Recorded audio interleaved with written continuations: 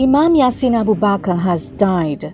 The Imam, who turned 80 years old on Tuesday 19th of October of this week, is reported to have died at a hospital after collapsing at his home. A former member of the Trinidad and Tobago Police Service Mountain Branch, Abu Bakr, who was known as Lennox Philip before his conversion to Islam, will best be remembered for orchestrating the July 27, 1990 attempted coup in Trinidad and Tobago. This infamous event saw then Prime Minister ANR Robinson being shot and wounded, and several persons, including Member of Parliament Desvignes, killed. Abu Bakr and 114 members of the Jamaat al Muslimeen had stormed the parliament and this country's only television station at the time, with Abu Bakr appearing on the television to announce that the government was overthrown. Days of chaos followed, with looting and burning of stores and groceries in the capital city, Port of Spain. The standoff between the Muslimeen and the local armed forces ended only after Anglican cleric Canon Nolly Clark was able to broker an amnesty for Abu Bakr and his insurgents. Always one to speak his mind, only recently there were calls for the police to examine a videotape presentation that he made, in which Abu Bakr warned the government against measures that oppressed poor people. Abu Bakr was also charged in 2005 for sedition and inciting violence for statements he made during his Eid message to his followers that same year.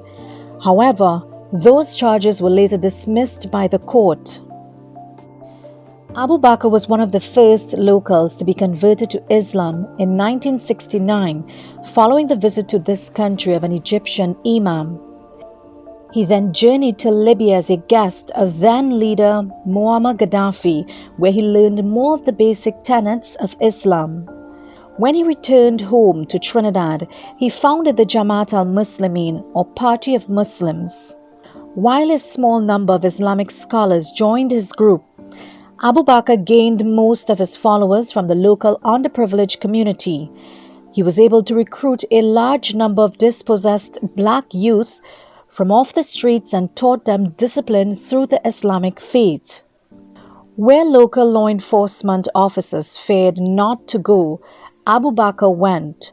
He was able to broker peace treaties between rival gangs in East Port of Spain because of the respect he commanded among the youths.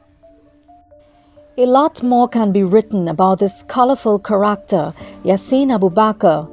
Perhaps history will be unkind to him, remembering only his role as leader of the 1990 attempted coup. But the Imam was much more than that. He was seen by many as the champion of the poor and oppressed. He gave a voice to the voiceless. He established both a secondary and primary school on his compound at 1 Mukarapa Road to provide quality for poor black youths. Arising out of these schools are several medical and legal professionals and many civil servants. These schools received no funding from the government until January this year, when they began receiving a minuscule amount of money. Abu Bakr was courted by local politicians in their quest for office, only to be discarded when they got into power. Amidst all of this, Abu Bakr, this tall and stately gentleman, remained steadfast to his faith. In the words of the Holy Quran, "To Allah we belong, and unto Allah we shall return." So as the voice of the Imam Yasin Abu Bakr has now gone silent, may Almighty Allah grant him Jannah as a good and faithful servant that he was. Avellon Williams, AEM's report.